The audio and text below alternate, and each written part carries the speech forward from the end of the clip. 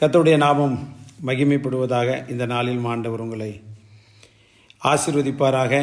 இந்த வாரம் முழுவதும், இந்த மாதம் முழுவதும் அவ்வாக்குத்தத்தங்களை மையமாய் வைத்து சிந்திக்க தேவன் நமக்கு கிருபை தந்து கொண்டிருக்கிறார். இந்த நாளிலும் ஒரு வாக்குத்தத்த வார்த்தையை வாசிக்கிறேன். 102 சங்கீதம் 13வது வசனத்தை வாசிக்கிறேன். தேவரீர் எழுந்தருளி சீயோனுக்கு இறங்குவீர், அதற்கு தயை செய்யும் காலமும் அதற்காக குறித்த நேரமும் வந்தது. இந்த அனுதின கர்மலத்தை நிகழ்ச்சி கேட்டு அருமையான தேவனுடைய பிள்ளைகளே, எல்லாருடைய வாழ்க்கையிலும் ஒரு எதிர்பார்ப்பு இருந்து கொண்டே இருக்கிறது. நமக்கு குறித்த நேரம் எப்போ வரும், ஆண்டவர் நமக்கு எப்போ தயை செய்ய போகிறார் என்கிற ஒரு எண்ணங்கள் நம்முடைய வாழ்க்கையில் வந்துக்கிட்டே இருக்கும். ஏன் அப்படின்னா, வருஷத்தோட துவக்கத்தில் நம்ம வாக்குத்தத்தங்களை எடுத்திருப்போம். அது உடனே நிறைவேற வேண்டும் என்கிறதான வாஞ்சை விருப்பம் நமக்கு அதிகமாக உண்டு. சில நேரங்கள் பல வருஷமாக ஒரு காரியத்துக்கு நம்ம ஜெபம் பண்ணிக்கிட்டே இருப்போம். எப்போ இந்த காரியத்தில் ஆண்டவர் தயை செய்ய போகிறார், நமக்கு எப்போ நேரம் வரப்போகுது. பொதுவாக உலகத்தார் சொல்லுவாங்க பார்த்தீங்களா, நல்ல நேரம் எப்போ வரப்போகுது. அதனால தான் ஜோசியக்காரனை தேடி போகிறது.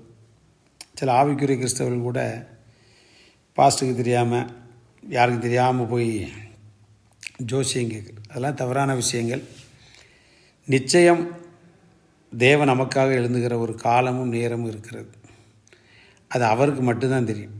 ஏன்னா பிரசங்கி சொல்லுகிறான், எல்லாவற்றிற்கும் ஒரு காலம் உண்டு, இல்லாத ஒரு காலத்தை வச்சிருக்கிறார். அது யாருக்கு தெரியும் அப்படின்னா, ஆண்டவருக்கு மட்டும்தான் தெரியும். அது எப்போ நடக்குன்னு சொல்ல முடியாது. குறிப்பாக நீங்கள் வேத புஸ்தகத்தில் வாசிக்கும்போது பார்த்தீங்க அப்படின்னா, மாராவின் தண்ணீர் கசப்பாக இருந்தது. அந்த இடத்த கடந்து போகிற வேளையில் மக்கள் முறுமுறுக்க ஆரம்பித்தாங்க, தண்ணி கசப்பாக இருக்குது, என்ன செய்கிறது அப்படின்ட்டு. ஆண்டவர் சொன்ன காரியம் என்ன அப்படின்னா, பக்கத்தில் ஒரு மரம் இருக்குது, அதை வெட்டி போடு அப்படின்னார். பாருங்கள், அந்த மாராவின் தண்ணீர் எத்தனையோ ஆண்டுகளாக அங்கே தான் இருக்குது, அந்த மரமும் அங்கே தான் இருக்குது. ஆனால் அதற்கு தயை செய்கிற ஒரு காலம் வரணும் பார்த்தீங்களா, அப்போ தான் அந்த மரத்தினுடைய மகிமையே தெரியுது.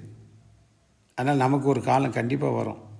ஏன்னா அதை தான் அங்கு சங்கீதக்காரன் எழுதுகிற, தேவரீர் எழுந்தருளி சீயோனுக்கு இறங்குவீர் அப்படின்னா, ஆண்டவரை தேடுகிற பிள்ளைகளுக்காக தேவன் ஒரு நாளில் எழுந்தருள்வார். அன்னைக்கு என்ன கிடைக்கும் அப்படின்னா, நீங்களும் நானும் எதிர்பார்க்கிற தயையும் நல்ல நேரமும் நமக்கு வரும். கர்த்தருடைய நாமம் மகிமைப்படுவதாக. ஒவ்வொருடைய வாழ்க்கையில் அப்படிப்பட்ட சம்பவங்கள் நிறைய இருக்கிறது.